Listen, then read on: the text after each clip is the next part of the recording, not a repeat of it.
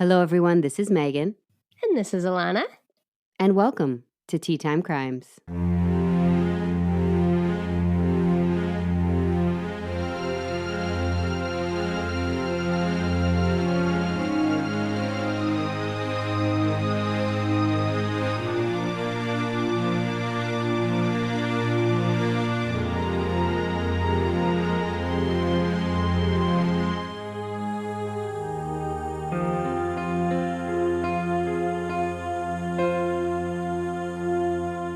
Hello, welcome back. How you doing, Alana? Bonjour. Oh, French today. Nice. Last week it was Italian.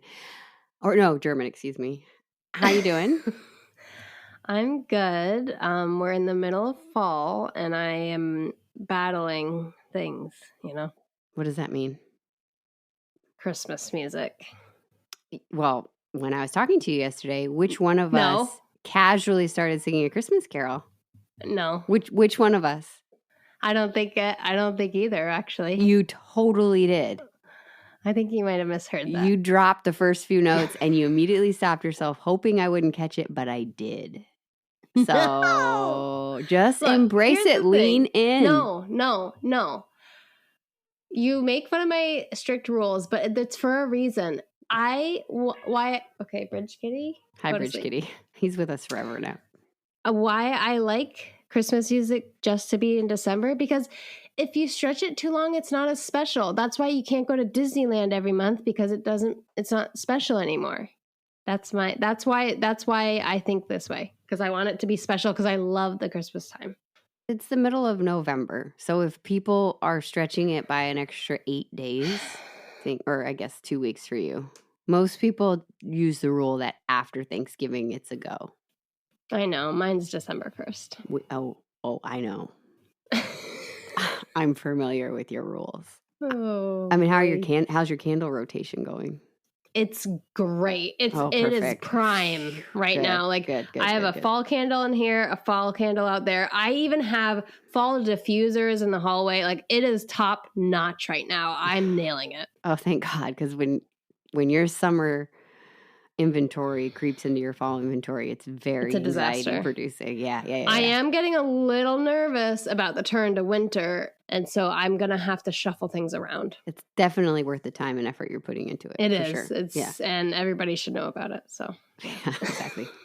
Real quick, obviously we record these before you hear them. They are not live. What?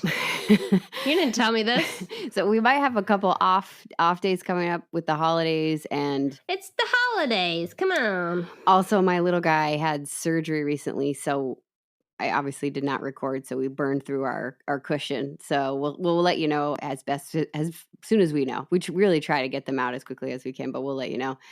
And little guy is fine. Just it's hard when he had a tonsillectomy. It's hard when your kid has to go through something like that. So he's doing okay, though. He turned a corner yesterday. Finally, it was a solid week of not feeling great, not eating a lot. And then he kept coming into my office and saying, "Mommy, could I have cake?" And I was like, "Yes, you can have cake," because he can't have chips and crackers or, like really hard food. So then he would come back later. "Can I have blueberries?" "Yes, you can have blueberries." And then, that's so cute. "Can I have muffins?" "Can I have cheesecake?" And just on and on until I said, "Hey, buddy, why don't we go to the store?" And he just filled the cart full of stuff that he actually felt like eating and came home and ate so much yesterday. Yeah, so that's awesome. It's good. He's definitely doing better. But what tea do you have for us today? Okay, so I'm a little nervous about this one. You always are nervous about them. No, not if it's a chai or a classic breakfast tea. This is from our friends at the Reverend and the Reprobate. Nailed it. That name. Thank you. Then followed it with a cough. Sorry, I'm sorry. There's a second one. It's usually your fault because they make me laugh. Yeah. So they sent me 2 teas, and I had to pick one, which was really tough. But as I was filling the tea diffuser, I think it's a trick. It looks like coffee grounds. Now, the Reverend and the Reprobate is a podcast with an interview style format, and we were interviewed on it not too long ago, and they had Alana try coffee, which she detests. So do you think The tea looks like coffee grounds? Yeah. I can post a picture of the actual tea, but it looks like it. You know how raw tea, what am I trying to say? Loose leaf tea is like, it looks like almost grassy, where it's not like grounds like coffee. This one looks like grounds. So coffee has a very nervous. distinct smell, though. I know, and I didn't get that. So okay, all right. What's the name of it? It's called Texas Twist. I mean, Texas is just kind of ridiculous. Hey, cool it. We love you, Texas. No, I love Texas. They're just larger than life. That's right. Maybe the tea had to be ground up because it was so big it couldn't fit in a normal-sized tea bag. Yeah, maybe. I'm nervous. I'm also just nervous about the flavors, but I think they could work well. Cinnamon. Yeah, you sound confident for sure. Cinnamon, which I love. Citrus oil, and orange peel. What? Why not orange peel? It just has to balance right. You have to be careful with these things. It can be overpowering. So I'm hoping that the orange peel gives just like a little life to the depth of the tea. We'll see. It does smell very holiday-y. I didn't do this on purpose. It smells like, oranges? The decorations for Christmas that you used to do as a kid where you would stick cloves in an orange. Yeah, oranges. Yep. With cloves in them. Okay, cool it. Cool it. Also, okay. That is something that like my parents used to do, and I love that you did it. Did you also string popcorn on? No. Around the tree? Not that old. Actually, we did a few years. See? Anyways. Oh, Jackie. Oh, boy. This is very strong. Okay, ready? Oh, I'm ready. No milk yet, right? I put milk in. Oh, I just went for it. No, okay. No, one way or the other. Just go. Okay. Go. All right. Immediately, I like it, but it fades too quickly. Like it has an awesome first punch. It's like cinnamon orange with that depth of black tea, and then it just disappears. It's like mist at the end. Oh. Okay, third sip. Here we go. Wow. That first instant is so good. It's a thumbs up for sure. I'm surprised I like this so much.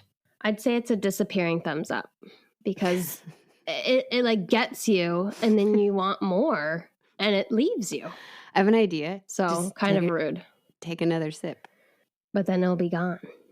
I like things to linger a little bit so that in between sips, you're still enjoying the tea. That sounds so gross. Why? I don't know. Stuff hanging out in your mouth sounds gross. All right. Well, Texas Twist, you did good. Cool.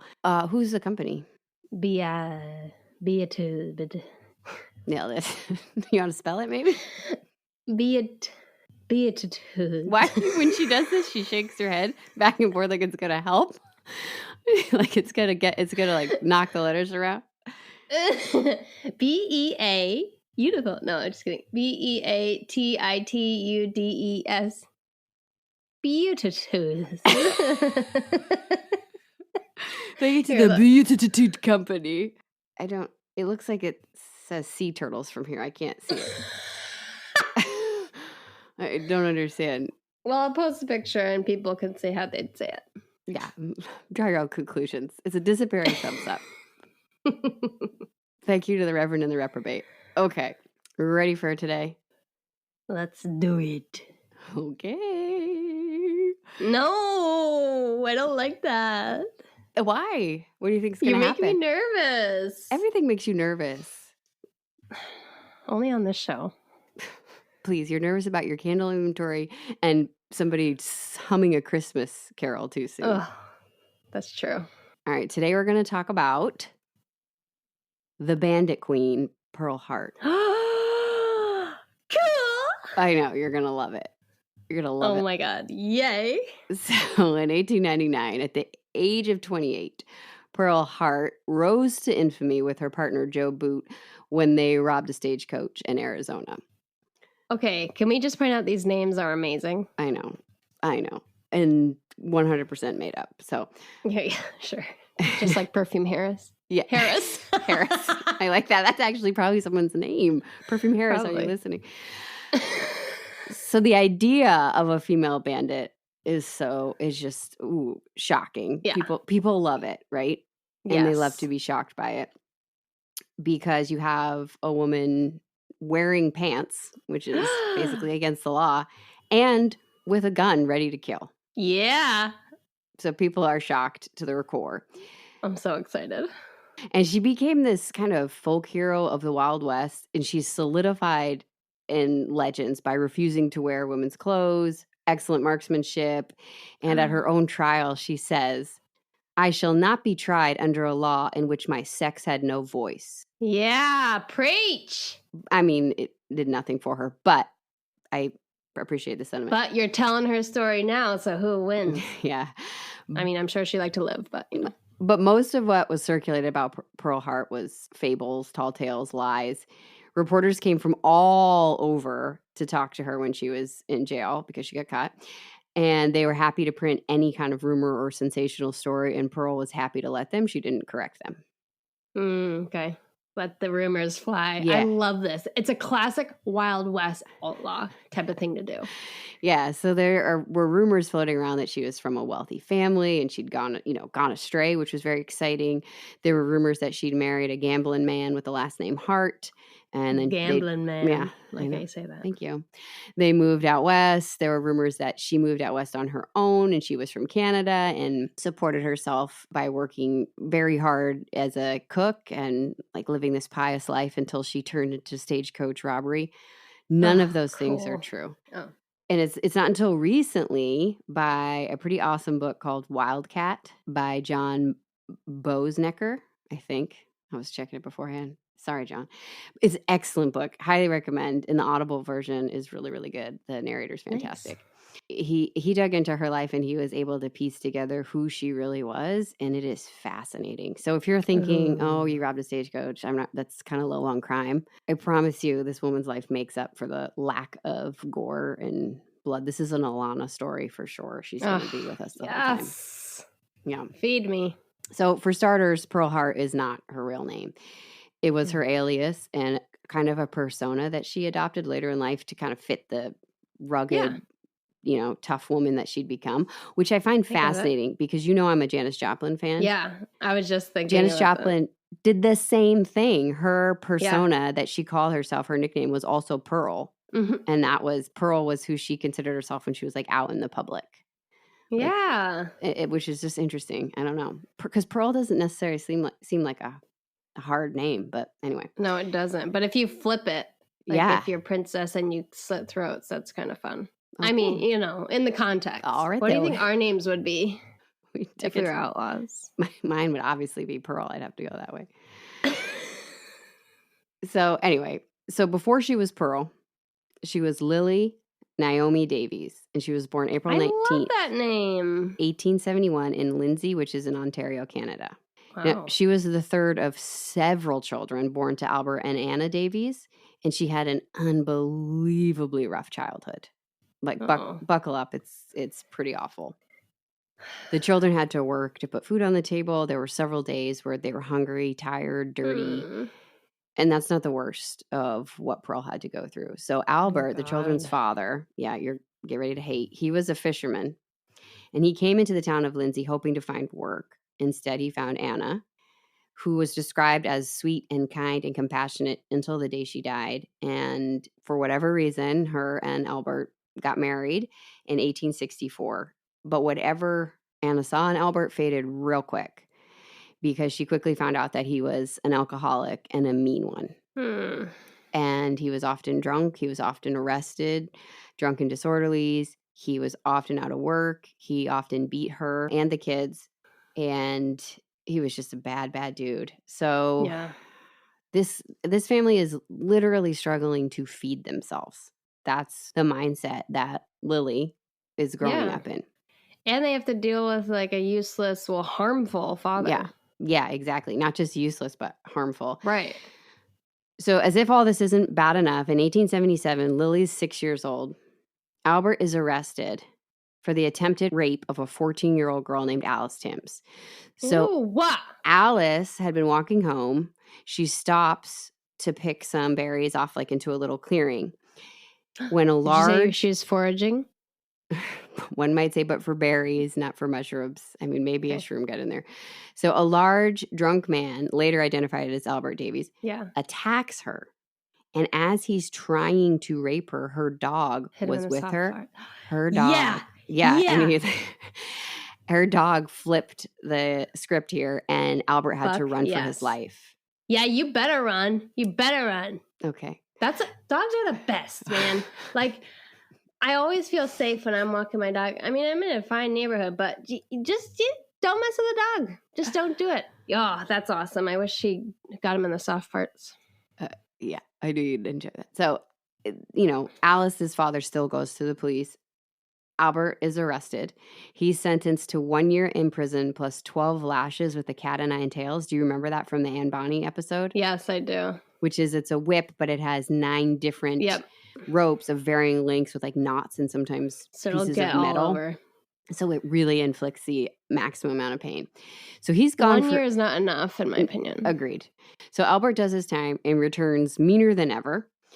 At this point, Anna has 8 children: Sophronia, William, Lily, Katie, Amy, Henry, Jenny, and Mary. And again, they're hungry, they're poor, and it's assumed that Pearl and probably her older sisters were also abused by Albert based off the crime where he was attacking a 14-year-old girl. That is assumed. But Pearl never, Lily never confirmed it. I need to stick with Lily while we're in this part. Or like make small cuts on him over the days. Oh, it's a new one. Yeah, with a razor blade. There you go. So necessity forces the Davies children to gain street smarts real quick. And they need to do what they need to survive. So Willie, who's the oldest boy, he is pretty smart. He starts scheming up some plans to help feed his family. And one of them is things like he'll walk by a store, there'll be a turkey hanging in the window. Oh, I see where this is going. He'll steal it. Then he'll walk around to the back of the store and sell it back to the same store owner before they know that it's gone. And then he'll just take off with the money. Yeah. So he's pretty resourceful. Yeah. But in 1882, as some of the children are getting older and there's so many of them, Anna is forced to send several of the older kids to live with their grandparents so that they can have solid meals. And also it's believed probably to keep them away from Albert. Protect them. Protect them, because Anna loves her children. I feel so bad for Anna. Like, I just hate that one person can have such a destructive effect on so many other people. Like, just, it really gets to me. I know. And she can't read. Anna. Anna and Albert can't read. She can't get a job. There aren't social services available to her in a way like they would be today. It sounds so tough. So at this point, Lily's 11, Willie's 13. They continue their schemes, even though they're with their grandparents, which would be hopefully better, but they're still doing what they know how to do to protect them and take care of themselves. So they steal a cow. They bring it into town, sell it to a hotel for $9. Then they steal it again from the hotel and they sell it to somebody else for $30. And then they pocket the money and they go home. The next day, Willie also continues his business and he steals a watch. He is unfortunately caught in that moment. Yeah, I'm like, this is going to get caught at one point. And because the incidences are back to back, he's identified as also the cow thief. So Willie and Lily are now known to be the people behind the cow scheme. So the cow catchers. So Willie is actually sent to a reform school, probably because he's 13 and he's a boy. Lily is sent back home to Anna. Yeah. Nothing changes for Lily when she returns home. But in 1884, Albert tries to sell the house and Anna does not want to, because that's really all they have. Yeah, he's probably, he can't be good with his money. I imagine he would just drink it away, right? So Canadian law requires Anna to sign off on this, and she absolutely refuses. Albert threatens Good for you, Anna. He threatens to kill her, and she still refuses. And she again sends the older kids that can go, she sends them away because she's afraid of what will happen. She's trying to protect them. So she sends the older kids away. they go to a neighboring town. I mean, quite a few miles away. It's not, I don't mean a neighboring town like 10 miles. I mean, they're going 50, 60, 70 miles away Jeez. to stay with friends. Willie, he's resourceful. He's out of school at this point. He gets enough money to send back to his mother so that the rest of the family can join, but minus Albert, so that Anna and her younger kids can join, which That's is really awesome. brave at that point in time. Yeah. So she leaves Albert. Now, see ya, loser. Well, it's about to get a whole lot worse. You're going to really hate the next few moments. Anna's only 37 at the time, but by all reports, she looks way older, which I fully understand. Had a rough time of it. Yeah. I mean, she's given birth to a billion children. Yeah. She doesn't have enough food. Has an abusive partner. Yeah, she's getting abused constantly. She is, every day, she has some sort of emotional or physical trauma, and she has no way to heal from it, right? It's not fair. And she's what they would consider a grass widow, which is a mean term. It means that you took a roll in the hay and now you're abandoned. So you're now a widow by abandonment, essentially. Ew. And that's what Anna is known as. Like I said, she's illiterate and she's totally dependent. She's also pregnant again. Fuck. Yeah. So in this new town, they live in this small little shanty shack, all of the kids together, and Anna, who's 5 months pregnant. Now, Lily is 13 at the time. It's rumored that her and her older sister, Sophronia, were prostitutes, which may or may not be true. I mean, they're starving. They're starving. It's possible, but nobody knows for sure. So one terrible, terrible night, Sophronia and Lily and Willie are out doing nobody knows what. They kind of come and go as they please, it seems. And Anna is attacked in the home by 4 men. No. Do you want an earmuff? Yeah. So Anna is raped by all 4 men. The men leave, and when they do, the oldest child left behind runs to the neighbor's house. And the neighbor comes running back. The men have returned. I'm back. So the neighbor's there to help, but the men have returned, and the neighbor takes out the 2 men out front. He fights them and takes them out, and in that moment, Anna uses it to grab what's next to her, which happens to be a broom, and she beats the man attacking her so severely that the broom breaks in half and they run away. Good. Anna survives this. All of her children at the home have witnessed this. The next day, her and the neighbor go to the police and they report this incident. The 4 men are found. They're charged. And then Anna starts getting harassed by the men's family. So they start coming around offering her money not to testify. And for a long time, she says, no. I mean, this is a lot of money to somebody like Anna. This is, first it's $100. Then it's just coming around more and more. Then it's money for the kids. Then it's $200. And finally, she agrees. Probably just as much for the money as for fear of her children and her safety. And so they take her to New York and force her to be out of the state or out of the country while this trial is going on. So she sends a note to Albert saying, come get the kids. So Albert has to come up, get all the kids, bring them back to him. So he's now in Canada alone with the children. Oh, God. The trial goes on anyway, but there's so much evidence, and the neighbor saw everything, that these men are sentenced anyway. They're sentenced to 10 years. Hard labor. I don't know exactly what they did, but I feel like that's probably not enough. Probably not, but it's better than what Albert got. Yeah. So after that all comes to an end, Anna goes back to Albert because she has no other place to go. Did she get the money? I think so, but I don't know for sure. I'm sure it went quick, right? Yeah, right. So in the meantime, though, Albert, before Anna comes back, Albert is so mean that without Anna around, people think that Albert killed her. And he actually gets arrested because they're like, well, there's only one possibility. You must have killed your wife, even though he's saying he didn't. That's wild. How mean he is. So Anna has no choice but to return. So obviously she returns and clears her husband of murdering her because she's like, hold on, I'm still alive. Bummer. I mean, I know. So she returns, but Lily and her sister not Sophronia, but the one after her, Katie, who's like her best bud. Her and Katie run away. They cut their hair, they put on boys' clothes, and they head to New York. Yes. And they start working in a factory. Anna does what she can, and after a few months, she tracks him down, brings him back home. No. Yeah, it's a lot of back and forth like this. So eventually the whole family actually moves to New York. They move to Rochester, which is very different than the farm country they're used to living in. So Rochester at the time has a lot of up and coming factories. The Kodak plant is there. It's like a major plant. It's closed down now, but it was a major plant for pictures. You with me? Yeah, you look confused. Yeah. And just a lot of factories. There's lots of opportunity to work. Albert still does not work. I think that's where Chris was born. Oh, there you go.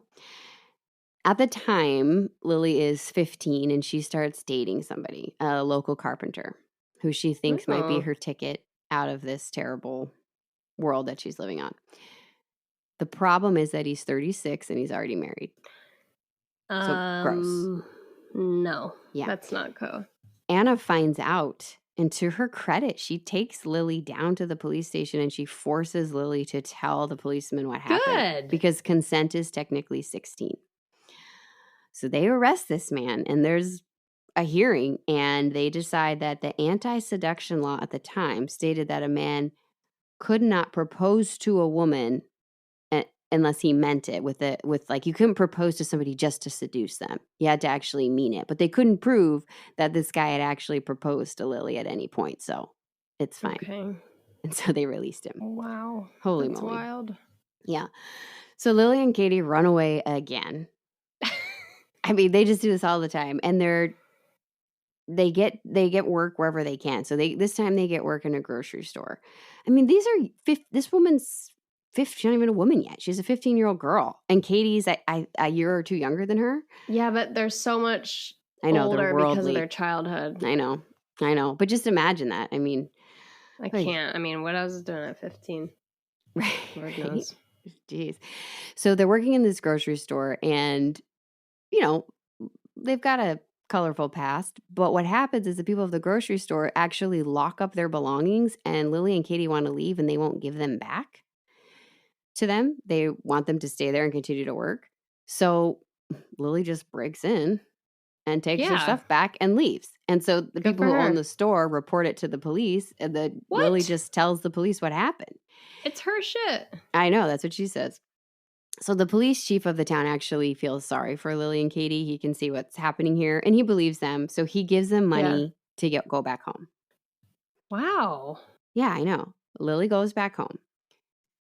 Now she starts dating a 21-year-old. She's 16 now, so at least it's legal. Named Charles Dean, who's a streetcar brakeman during the day and a robber at night. He's also already been married twice and divorced twice, even though he's 21. Oh boy, good record there. Yeah, well, the two of them become engaged. And for whatever reason, this new guy, Charles Dean, takes Lily, and Katie tags along with him, back to the town that the chief had just sent her away from. And so the chief recognizes her. So now she has like a target on her. And then her fiance just starts robbing places. And then he jets town, and Lily and Katie are stuck there having to answer for his robberies. Oh, boy. It's not great. Again, the girls are sent back to their mother. I bet she's learning a lot of lessons. No, she's learning something. So at this point, they're sent back to Rochester. She gets work in a cigarette factory. And this is when she starts smoking, which is very like, oh, my goodness, at the time. Women didn't really start smoking until the 1920s. I mean, women... With that little long stick thing? Yeah, in like a certain way. Like Lily's rolling a cigarette and smoking it in the back alley on a break, right? Got it. This is not feminine. And she just doesn't care. mean, it's fine. Yeah. And eventually Dean... Charles Dean, he comes out of hiding. He's back in her life, and he's got an ex-convict with her named Chester Green, and they start running together. And Lily and Chester seem to be good friends. And Sophronia's in the mix too, her older sister. You got Katie hanging out. So the Davies girls are mixing with a tough crowd. In January of 1887, Lily and Charles Dean get married in a double wedding. Sophronia also gets married to one of Dean's friends. Mm-hmm. But after 2 short weeks, Lily sees a different side of Dean and she leaves him. He gets in a dispute, not with her actually, which is surprising, but with family members, and he's very violent, and so she jets. She doesn't want that. But I mean, in her she's life. seen it growing up, and it's like, even if it's not towards you, it can eventually get towards you. And it's like, if you see that sign, I think that's great. Like, just cut it, because it's not just a one-time thing. I totally agree. Unfortunately, she does not continue to do that through her life. No. So she did it in this instance. So her and Katie go back to their old ways. They dress like boys and they hop a train and they get out of there.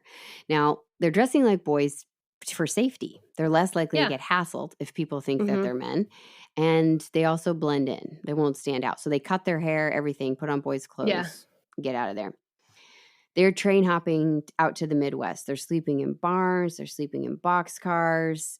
I mean, that's crazy. I mean, they're teenage girls surviving on their own. Like, I mean, super resourceful. So they get to Minnesota, and the 2 young boys, as you know, they're dressed, are confronted by a gang of boys/men, like, and they start to break down. Katie starts to cry because it's not going to go well. And a reporter is actually walking by and sees it and takes pity on them. And he takes the 2 young boys and he brings them to an inn, and the innkeeper takes them in. Wow. So these 2 little boys, these 2 teenage boys, are allowed to stay at the inn in exchange for doing chores, which they're happy to do. So they're getting a bed to sleep in. They're getting hot meals. They have to go to church every Sunday, and they go without any problems. Yeah. But, I mean, Lily's 16. So people start to wonder, because her voice is high, and especially their singing voices, because they're singing in church. They're like, I don't know about that. And their hands are very feminine. People are starting to faces too. Wonder. Yeah. I think you could get away with more back then because women didn't have short hair. Do you know what I mean? So like seeing a woman with short hair, because they've cut their hair off, like seeing a woman with short hair is like, oh, you must be a boy. Like there's no other option. But what happens is the innkeeper's son walks in on them while they're changing, and then he loses his mind. He's like, he figures it out, and he runs to his parents. His parents call the police because they don't know what to do. And the sheriff comes and he takes them, gets them women's clothes, but he also does something I find so interesting. It was spread as such a story. The newspaper started picking it up. He got 2 pictures of these girls, of Katie and Lily together, one dressed as girls, one dressed as boys. And the newspapers ran with it. And there were all these stories about, how much grit and like strength and independence these 2 girls had. But people, they're becoming this kind of like sideshow. Anyway, the sheriff sets them up in a foster home. So Katie and Lily are staying in a foster home. They're all over the newspaper. It's not too bad. It's okay. But these pictures are like being published everywhere. So meanwhile, Lily's still married. Oh God, I forgot. Right? Like she just ran away. There's nothing, she's technically married. Charles Dean and his friend Chester Green are still robbing. They rob a house of a homeowner who is not going to take any of their crap. And he heard them, and he sat downstairs and he waited with a gun. And the second that window opened, he shot. Now, Chester Green was the one who got hit, and he was killed. Okay. Dean technically got away, but for some reason, Chester in his pocket had the picture of Lily and Katie. So now the newspapers don't fact check anything. They just run with it. They assume that is Lily's husband, and they go with that story. They think Chester is Charles because he had a picture of Lily in his pocket. They run with that story. So Lily thinks Charles is dead. She doesn't realize that it's not. She thinks it's Chester. It's very confusing. And they also think that the girls might be involved, even though they weren't there. They were in Minnesota. They think the girls are involved. So it spins out of control very quickly before it can get corrected. And the foster family is getting inundated with reporters and press. And so they say, we can't keep the girls anymore. Yeah.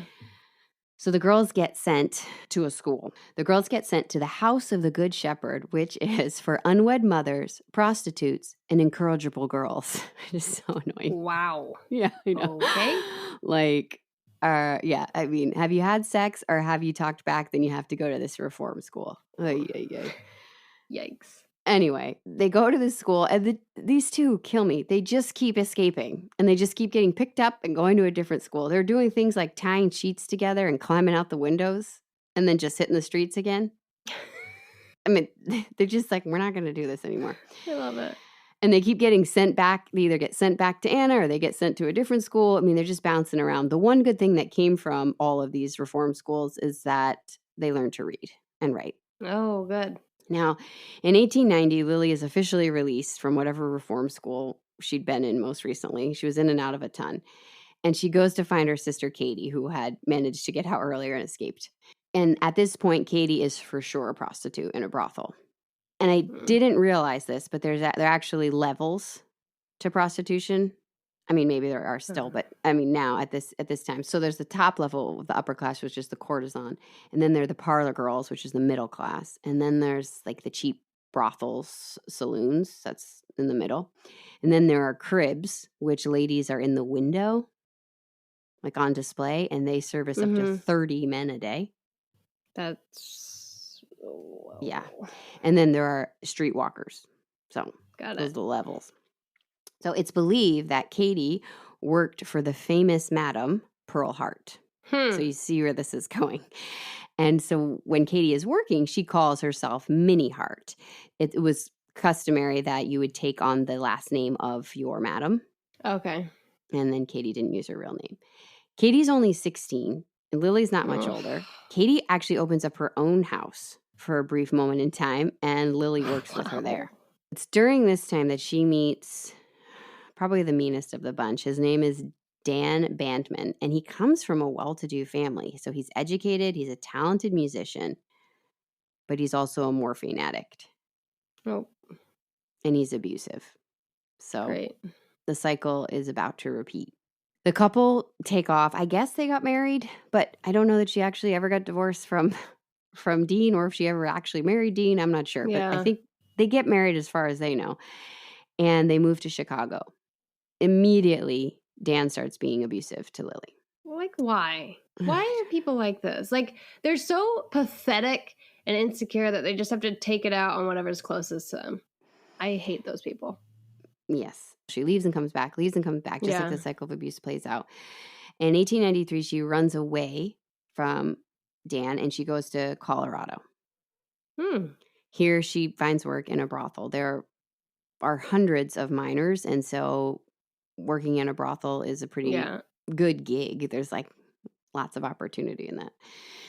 Eventually from Colorado, she goes to Phoenix, and there's only about 4,000 people at the time, which is crazy because Phoenix is a pretty big city now. And it is the rough and tumble Wild West. Yeah, we're in the Wild West. Yeah, men are carrying guns. There's no real law. You kind of just hope for the best. It is a dangerous place for women. Yeah. But also, she's afforded maybe more opportunities and more freedom than she would be back east. So, for instance, in Western territories, most women were allowed to vote through the late 1800s. Interesting. I'm going to assume most white women were allowed to vote in the 1800s. Because what's interesting is, Lily has her fair share of problems, but she is, in fact, a white woman. What's not really mentioned a lot in the Wild West, especially the Hollywood version of the Wild West, is you have Native American men and women, right, who have been forced out of their homes or given the bad end of some terrible deal. But you also had Asian Americans and African Americans in building the West. So Asian Americans, nearly 15,000 men were part of building the first transcontinental railroad, Asian American men. Hundreds of them dying in the process. And they're often left out. Like they would take pictures of the process and they would not photograph any of the Asian American workers. It was a huge immigration during the gold boom. Yeah. Also, it's thought that 1 in every 4 cowboys were actually black. That's so cool. And when you think about it. That's so cool. So, and this is not like the Wild West is not some utopian den of equality. No. But just like for Lily, there are more different opportunities, better opportunities, but it's so far from being equal that a lot of African Americans went after to get away from the East because of slavery and the Civil War. Mm-hmm. But they're still left out of so many things, like there is not a movie. Those Western movies all are white men riding off into the sunset, fighting a bad guy. So I want to really fighting Native Americans, probably. Right. So I want to paint the picture that they're Native Americans. I love that. There are Asian Americans, there are African Americans, there are still white men, with their guns. And then there's people like Lily. Yeah. So anyway, that's really cool to call out, though. I like it paints such a different picture from all of, like you say, the stereotypes and such. Yeah. And there are some kick-ass women who are in the Wild West of Asian American, African American, I want to dive. There's so many I want to dive into. I'm actually, at some point I need to do a special on it because they didn't technically commit a crime, but I'm like, they're so cool. I want to talk about them. Oh my God. Yes. No, they're not making it to here. But anyway, so Lily's in Phoenix. So Dan, she's working as a prostitute. Dan keeps finding her and leaving. It's just this back and forth. Lost, Dan. She gets arrested for prostitution, and when she's asked for her name, she says it's Pearl Hart, and this is thought to be where it starts. So she doesn't tell anybody her real name. Lily Davies got it. Goes away. Now, one of the times that Dan comes back to her and finds her, it's thought to be about in 1894. It's thought that Lily starts to use morphine as well and become addicted. So now she's battling addiction. She's chain smoking. She's taking morphine. It's not illegal to take morphine, but there are rules about, like, you can't have an opiate den. So you have to make sure you're smoking, like, keep a small circle. Right. It's thought that Dan and Lily during this time actually had 2 children, but nobody can prove it for sure. Now, Lily said that she did, but she said a lot of things that are not to be true, but she said she did. And then it's thought that in 1890, one of her sisters, Amy, had 2 children living with her, a boy named John and a girl named Anna Lily. They believe those could possibly be Lily's children, her sister raised them like her own. Wow. Yeah. So this is a tough life, okay? You're in the Wild West. Seriously. There's the only law that seems to be around is to arrest the prostitutes. Like, you could potentially be attacked at any point. Fair. Yeah, you have rattlesnakes and, like, things to contend with that you're not used to growing up in a small town in Canada. You've got an abusive husband. You're addicted to morphine. And then you're having to work as a prostitute to feed yourself. It's not glamorous. Terrible. It's not glamorous. It's not. I wouldn't make it. So eventually, Dan leaves to join the army. I don't know. Something about the Spanish-American War. He's out of here. I don't even think he's fighting. I think he's just a musician somehow. I don't understand. For morale, is he the drummer as the troops go on? I don't know. Well, he's a pianist. I don't know. Anyway, so Lily's on her own again, thank God.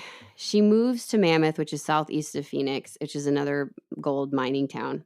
In Arizona. Okay. Yeah, to protect herself, she becomes very good with guns because she needs to. Yeah, girl. So again, just like her childhood, out of necessity, she has to learn certain skills. Ching, ching. And here's where she meets Joe Boot. He is also a miner. The two of them connect. He's actually treats her nicely, if you can believe it. I'm sure she can't. Yeah. And I think she runs that relationship. They move to Globe, which is just another small city that's a silver mine, and they're trying to save money. And they have like a camp. They're not even in a house. They just have a camp. And Joe does all the cooking for the camp. And I don't even know what kind of characters you got living here. Some rattlesnake over the fire. Yeah. Pearl's having to go back and forth between mining and working in brothels. I mean, it's tough stuff. Jeez. But Dan gets discharged at some point. He comes back, finds Lily, steals all of her savings. No, just shoot him. Come on. I know, right? So he leaves again with all of her money. At this time, Lily gets a letter Some say it was from her mother. Some say it was from her sibling about her mother. But she gets a letter saying that Anna is sick and they don't know how much longer she has to live. Oh, no. She's living in Kansas City at this point with one of her children. Okay. Now, Lily loves her mother. She's always loved her mother. Her mother has been the one spot of compassion and kindness and consistency in her childhood. Consistency, yeah. Right? Which is so important. She named her daughter maybe after her. Right. Right? Anna Lily. Anna Lily, yeah, after her mother and herself. She wants to go back to see her mother. She does not want to. She wants to be able to say goodbye to her mother. Yeah. Joe says to her, all right, I want to help you do this. I have a claim that I can work and we'll get money that way. So they work just almost day and night trying to mine to find something, silver or gold, whatever. They work to the bone, nothing. So it goes back and forth whose idea this was, but it's thought that it was Lily's. Stagecoach. Lily says, it'd be easy enough to rob a stagecoach. We're going to do it. And Joe says, I can't do that with you. You don't know what you're doing. And so she says, oh, I don't. And she sets up a bunch of targets, hits every single one. And he says, yeah, okay, I'll do it. Now, to rob the stagecoach, they have to get rifles, pistols, and horses. Horses, yeah. Historians are questioning because the train ticket back to see Anna would have been way less than it would have been to get those things. So they're not 100% sure what happened. Did they steal some of it? They don't think that they stole it. So did somebody give it to them? Is this story not 100% true? Was Lily using this as a story to motivate Joe to rob the stagecoach? I don't know. Maybe they had this stuff already. I don't know. Interesting. Anyway, okay. They get what they need. So the two make camp and watch the stagecoaches coming in and out of a small town called Riverside. They're learning the schedules. Just like Red Dead Redemption. It's a video game. Some people will know it. So they're learning the schedule. They can tell like when they're coming in, when they're leaving. Now, if a stagecoach has a guard on it, that means that there's probably some sort of like safe deposit box that has real valuables in it. So you have an armed guard on it. So they don't want to mess with those. They only want the stagecoaches that just have passengers, and they'll just rob the passengers. That way they don't have to deal with an actual person who's trained to shoot upon seeing somebody like them. So on May 29th of 1899, they have studied the path. This is a very scary passageway between small towns. I mean, it's up a canyon. It's over this narrow pass. They stop into this town of Riverside that has, like 2 people in it. It's just a stop. There's nothing actually there. They wait for the stagecoach. They immediately pull up in front of it, hold the driver at gunpoint, order everybody to get out. So it's a driver and 3 men. Now, Joe does most of the talking. Pearl stays quiet. She's dressed as a man, obviously. She's got on overalls. She's got on a coat. She has on gloves. She has a hat on, and she has a bandana, like true robber form around her face to hide her face. But in order to take the valuables off of the passengers, she has to remove her gloves. And when she does, the men all notice her hands. And she's also she's very tiny. She's about 110 pounds, maybe 5'2"-ish. Like she's very slight. Yeah. So it would be hard to pull off her being a man anyway. And then when she takes her gloves off, they start to wonder. Now she starts going through their pockets. She takes all their guns. She gets a gold watch. One passenger in particular has almost $400 on him. He has the majority of the loot. And she takes a little bit from the rest of the men. At one point, the only thing she speaks is to one of the men who's being slow about giving her his valuables. And she says, cough up, partner, or I'll plug you. And then it's said in some instances, some sources say that she actually gave each of them a couple bucks and said, I don't want, basically because she wanted to make sure they had a way to get home. Wow, that's nice. So she gave each of them a couple bucks back, and she told the driver he could keep his money. They made them get back on the stagecoach. They followed the stagecoach for a while to make sure it was going to stay on the route, and then they took off. The stagecoach driver drives all the way into Riverside, and he drops off the passengers, and then he has to go to, there's nobody there. He has to go to get help. So he has to drive, take the stagecoach to a whole nother city where there's actually policemen. So he has to go to get help. They go and get a man named Sheriff Truman. He comes back to Riverside, and the passengers, they're hilarious. So one man, Oscar Neal, he's joining the search. He's spearheading this. He is ticked. He had the gold watch, he had the guns, and he had most of the money. He's not happy. There's another man named Harding who refuses to say anything and just jets. It's believed that he actually recognized Lily as a prostitute. Oh. So he'd actually seen her in a brothel. So he doesn't say anything. He leaves. And there is a third passenger whose name was not recorded. All that was said about him was that he was Chinese. Now, Pearl and Joe are on the run. They are sleeping all day and riding all night. Yeah. They plan to get far enough away that they can hop a train and get out of there. It's not fun. Sheriff Truman he's got a tracker, and he's a good tracker. He is right on their tail. It's gonna be so scary. Right behind them. So there are moments where during the day they would be hidden and they would see the team passing like right under them or right near them. And they're doing things, Joe and Lily, where they're hauled up. One day they were hauled up in a cave, and they went in the cave. They're scared of rattlesnakes. So they saw a pair of eyes, and Joe just shot at it because he didn't know what it was. Turned out to be a wild pig. But the gun smoke fills the cave, so they have to like go to the edge of the cave and try to breathe in the air all day. It sounds terrible. So this goes on. This goes on for days. Now, that's terrifying. Yeah, she is so worried. This is so anxiety producing. Yeah. Lily is literally worried sick. Yeah. Now they start getting a summer storm where it's raining really hard for a couple of days, which makes things, I don't know, it's probably in some instances easier, but also a lot harder. Yeah. And Sheriff Truman and his crew, they stop at a ranch to kind of get out of the storm for a minute, and they want to take a rest, but he's afraid that he'll miss if Lily and Joe come through. He's afraid he'll miss them because he thinks that they're probably going to have to go to the nearest town to get supplies, which he was correct about. And the ranch owner says, I promise you, my dogs will wake up if they come by. And so he says, okay. So they sleep. The dogs never wake up. In the morning, there are tracks. That he is ticked. But what Lily has done is she has covered the hooves of her horses in canvas stuffed with grass to muffle the sound. So smart. That's why they didn't hear her. Yeah. But it now leaves very distinct tracks for them to follow. Sure. Anyway, and it's wet. It's muddy. So that's, a clearer impression.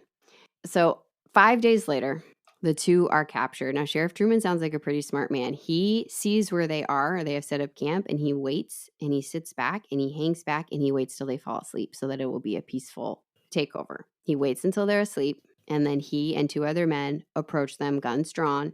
Oh, God. He wakes up both of them. Joe immediately is like, yep, you got me. Lily, on the other hand, is fighting and cussing and going after them. I mean, it's a good thing that he waited till she was asleep. Otherwise, for sure, she would have shot him. Yeah. So both of these two are captured. They're brought in. Lily is immediately given women's clothes because you're not supposed to wear men's clothes, which she hates. And there's constant comments about her appearance and how she's beautiful, or how you could tell she was beautiful, but life had been hard. Probably a little bit of both. Jeez. And the Los Angeles Times has the following headline. There's like 7 headlines. Just stay with me. Bold woman bandit. Arizona stage held up by little Pearl Hart. Went through the clothes of the passengers and gathered in their coin without a tremor. Tried to kill the sheriff when he came upon her and her male companion sleeping in the brush. Not daunted by the prospect of being sent to Yuma, which is a terrible prison. So Sheriff, the guy who caught her, Sheriff Truman says, quote, from the same article, she looks feminine enough now in the woman's clothes I got for her. And one can see the touch of a woman's hand in the way she's brightened up her cell. Yet only a couple of days ago, I had to struggle with her for my life. She would have killed me in my tracks. Could she have got to her pistol? Wow. She's 28 at the time, like I said at the start, and she is just gabbing it up. She is letting everybody have it. She's bad-mouthing Joe Boot, saying it's his fault, dummy. She is... And Joe the whole time is saying it's his fault and trying to take the blame. So she softens real quick to Joe. She's refusing to wear the women's clothes. She won't state her real name. She says her name is Pearl Hart. Reporters are coming all over, and she's happy to talk to them. Now, on June 20th of 1899, she gets transferred to Tucson in the hands of lawman Robert Paul. Now, he doesn't have a cell for women, technically, so she's locked in a room on the second floor of the courthouse. Now, she had been going through withdrawals with Sheriff Truman, and Sheriff Truman had Oh. made sure that she got morphine so that she wasn't sick. But Paul doesn't know this, and Lily is too ashamed to say anything, but he starts to notice that she's clearly not doing well. So he brings in a doctor. The doctor says she's addicted to morphine, and he gives Paul 2 doses for her to get, one in the morning, one at night. And he makes sure that she gets that so that she doesn't have to go through withdrawals. He also makes sure she gets 3 hot meals a day. He also allows her to wear whatever clothes she wants. She's probably like, this is nice change for her a little bit. And he also lets her keep a bobcat kitten in her cell or her room. Stop it. That's my dream. I know. So there are all these pictures of her with a baby bobcat, and he would let her pose in men's clothes unloaded, but holding guns for all the reporters. I love this. I can't wait to see these pictures. Oh, yeah, I mean, she's a celebrity. In this summer, so pretty soon after, Cosmopolitan, which was, I mean, we know it to be a different kind of magazine, but it was a big magazine even then. They come and they all the way back then. I know, right? They do a huge article on Lily, aka Pearl, and they take all of these pictures, and they publish it in September, and she just blows up. I love it. She's like living out her model days now. I know, but she hasn't changed. She's still who she is. So what does Lily always do? She cuts and runs. Cuts and runs. So she befriends another prisoner named Ed Hogan, who's also a morphine addict, who is in jail for stealing bikes, which I guess maybe was a bigger deal at the time, but it seems so silly. Fewer transportation. Yeah, it was probably more expensive, and not everybody had them. I'm sure it probably was really expensive. And he had been on the chain gang, but he just kept escaping from it. So he's, him and Lily should be pretty good friends. So he agrees to help her escape. He escapes from wherever he's being held because it's different. And then he cuts a small hole from a closet that sits against Lily's room. So through the sheetrock, he cuts a very small hole, pops it out. She wiggles through it because she's tiny. Okay, so not a tiny hole. I mean, enough so that a 100-pound woman could fit through it. I'd be too scared to go through it. And they leave. Wait. Where's the bobcat? The bobcat died. No! Actually, Ed Hogan killed it, and because it attacked him in his cell once it got bigger. It attacked him in his cell, and he killed it. And Lily was so mad at him that he said, I'm so upset. He said, I promise I'll pay you back, and I'll pay you back by getting you out. Oh. I mean, you shouldn't have a wild animal inside a house like that. But so... I know, but I mean, you had to see that coming. I mean, it's a bobcat. It bit him. I didn't. I could imagine them going on adventures together. I know. Well, it did not get domesticated with Lily. I mean, the bobcat might be a metaphor for Lily's life. Anyway, they escape. She leaves a letter for Paul. Being like, let me go see my mom. I got to go see my mom. I'll kill you if you try and stop me, but after I see my mom, you can take me back in. Like, that's what she's saying. Yeah. So they start tracking the two. They think that they would be going to Mexico because that would make the most sense, but they can't find them. I thought they're trying to go to Kansas City. That's what makes sense from that letter. I know, but I don't know. It takes a while to get there. They get to New Mexico, and they have to keep stopping to earn money. So they're in New Mexico. She's working as a prostitute. Somebody recognizes her. She gets recaptured. Is New Mexico? I'm trying to think of the geography here. Yeah, it's heading towards Kansas City. Okay, so it's east of... Okay, got it. Yep. So this time, she goes back to Paul. This time, he's like, I'm not taking any chances. You're just going in the regular jail. I don't care if you're a lady. Yeah. This is ridiculous. Get in there. And the trial begins. So her and Joe, don't forget Joe Boot, her and Joe are on trial for robbing the stagecoach. At the trial, Joe takes full responsibility. He wants Lily to get off. He says, it was my idea, my fault, all me. Lily testifies. She's very well-spoken, and she explains why she was doing it. And the jury is captivated. They feel empathy for her. They are totally enthralled with her, and they find her not guilty. The judge is pissed. He is so mad that he actually brings up charges, a second round of charges for them robbing the driver specifically, which her lawyers try to fight because double jeopardy. Yeah, you're not But allowed he to do it. insists that they're different for some reason that I can't understand. And they try her again. This time, they are found guilty. Joe is sentenced to 30 years in prison. Jeez. Lily is sent, or Pearl at this point, what's her name is. They don't even know she's Lily. Lily is sentenced to 5 years in Yuma, which is supposed to, they call it a hellhole. She goes to Yuma prison. It's really poor conditions, incredibly isolated. And this is really harsh criminals. They do have a small, like, female section, but she's the only female. So she's just, it's probably not terrible for her. She's just kind of hanging out on her side of the prison, but she's probably pretty isolated. It is heavily guarded, so she can't escape here. No. And through this imprisonment, she goes through full withdrawals. Yeah. Because nobody's letting her have morphine anymore. So she must have been feeling pretty awful. Ugh. Now, eventually, other women prisoners join. Okay. Eventually, she's get one after the other, and it starts to almost be overcrowded. I mean, it's just such a small women's section that I think there were 5 or 6 female prisoners, and there was also a possible smallpox outbreak. Oh God! So after 3 years, they just let Lily go. They just put her on parole and send her on her way. More than likely because of the overcrowd, not because she was a model prisoner, but more than likely just because you're close to your sentence, and this is getting too dicey for us. Right. So she is released. She is required to leave Arizona. They say, you have to get out of here. We don't want you anywhere near us. You're a terror. She happily agrees, and she goes right to Kansas City, and her mother is still alive, if you can believe it. And she has a very happy, tear-filled reunion with her mother and her siblings. Yeah. So this is like that piece of her life is where she's known as Pearl Hart.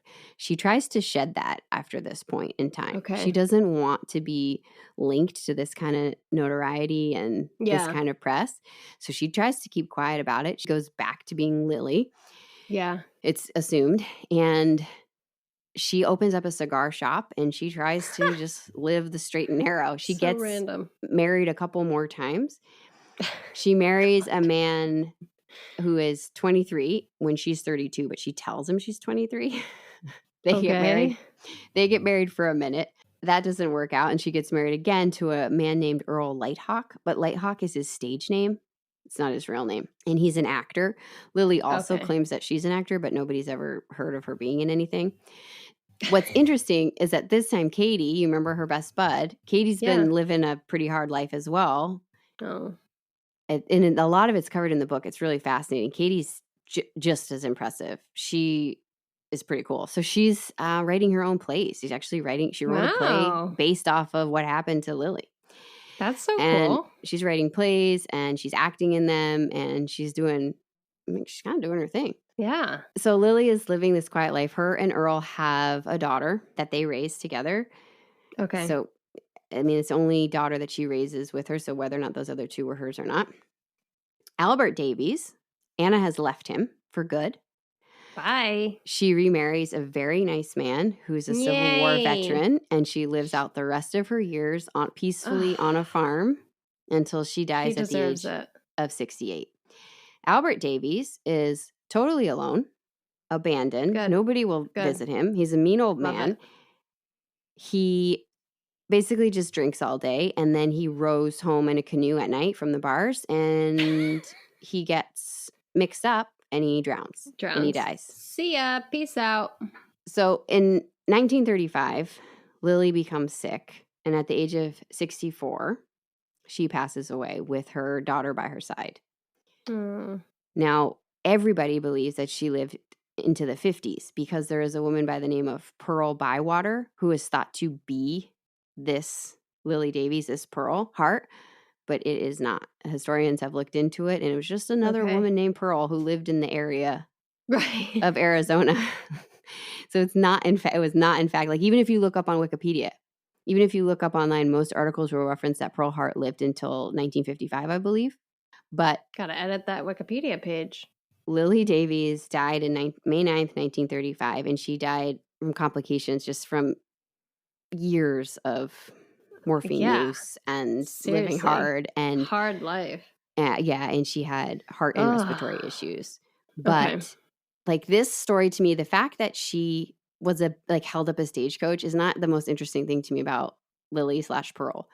This is a woman who survived sexual abuse, physical abuse. This is a woman who kicked a morphine addiction, Yeah, it's a lot. all while standing up and unintentionally owning the fact that she was a woman and she deserved more. Yeah. Like, this woman is so amazing to me that she was able to survive all of that and then really fade out of the limelight and Yeah. die peacefully, having successfully raised another human being after having possibly given up her first two children because she was so into morphine. Like, that is unbelievable. I wonder how sweet that last chapter of her life was, because she had tasted such bitterness in like the first half of her life. Like, imagine how, like, we would take it for granted, like, oh, boring, just running a shop, like, blah, blah, blah. But like, it must have been so nice because she had that perspective of how hard life could be. I hope so. I mean, the light hot guy turned out to be kind of a butt. God, But come on, then man, she get it divorced together. him, and she was basically a grandma. She Yeah. was really involved with her daughter's life, and her daughter got married and had kids, and That just must have been so precious for her. yeah, she got to be there. Like, she survived it. Holy moly. Yeah, so she's known as the Lady Bandit, and it's really just one Love it. moment in time Right. that, one bad The decision that notoriety. she made. But I mean, probably if you had met her, you probably wouldn't have been real friends with her. She sounds like a tough personality, but you have to respect what she was able to survive and how you have resourceful to do that. and smart she was. Yeah. And how much of a fighting spirit she had. Love her. Yeah. But I've had a question this whole time. Oh, yeah. Go ahead. How did sex workers not get pregnant back in the day? I don't know. You always ask me that like I'm supposed to know. I mean, I guess she didn't. She was pregnant twice, so that's a good chunk of time. But that was by... I don't know how you know. Yes, but like she was a prostitute off and on for a while. I know. Maybe they had some tricks. I guess. Also, I mean, think outside the box a little bit. No. Okay. You're being gross. I just asked the question. Say, maybe there are different services. Okay. Moving on. All right. Anyway, oh God. Any other questions? You look like as if never mind. I love her. And I think she's admirable. She had it really, really tough. Yeah. Take any one of those things, and if you survive it and can move past it. Exactly. There are people struggling with all of those things today. Mm-hmm. Right? And so she was able to survive. That's just impressive. Yeah, that's really cool. So read the book Wildcat. Honestly, you would like it, Alana. Okay. Because her sister Katie is so awesome too. I mean, all of her sisters are pretty kick-ass. So they got a good spirit. Yeah, they've got something. There you go. I've been wanting to get you a Wild West woman for a long time. And I thought I would have to do a compilation because there wouldn't be enough. But when I picked up this book, there was so much, and it was so fascinating to me. So, yeah, we'll have to do a special episode where I can talk about the other women who weren't criminals. Oh, my God, please. That would be so fun. Because there's a lot of really cool women there. All right. Well, what are your last words? I'm just, processing everything. F abusers. They're the worst. And I hope anybody in that situation can find their self-value and understand that they don't deserve that and find a way out. Yep. And abusers are often abused themselves. So yeah, get help. Cycle. Get help yourself, right. But you don't have to stick around while they get help. It's not on you. That is not on you. It's not your job to fix them. What a story. That violence can be what you're used to, and it's easy to be okay with it. So Exactly. And it unfortunately takes sometimes finding a good person to be with to realize that oh man, this was not okay. Yeah, but you got to do that work on yourself and let yourself work through that trauma, which I'm sure Lily did not get a chance to do, but she survived anyway. Tons of resources for sex worker, bandits, etc. Yeah, right. Yeah, there's just a social services network for women working at the brothel during the mining times. Yeah. All right. Well, you can find us on Facebook. You can find us on Instagram at. You can find us on YouTube at Tea Time Crimes. You can email us at teatimecrimes@gmail.com. Please rate, like, subscribe, review. We appreciate it. We appreciate when you reach out. We just found a comment from one of our listeners that we didn't realize had been there. And it was so amazing to read that, because I don't know if anybody outside my family's ever listening. So keep them coming. I appreciate it. Yeah, we really appreciate it. We're in our little bubble here making up stories. Nope, it's all real. But, yeah, I didn't make this up. I couldn't make this up. It's too good. I wouldn't have, really I wouldn't have been imaginative. It's too much conflict to put in a normal story. Yeah, editors, wind it back. Editors would have ripped this apart and be like, oh, why is she running away again? I don't know. She is again and again and again. She just keeps doing it.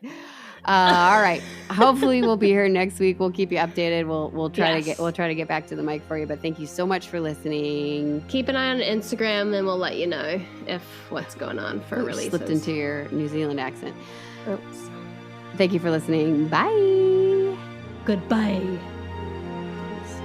That's forceful.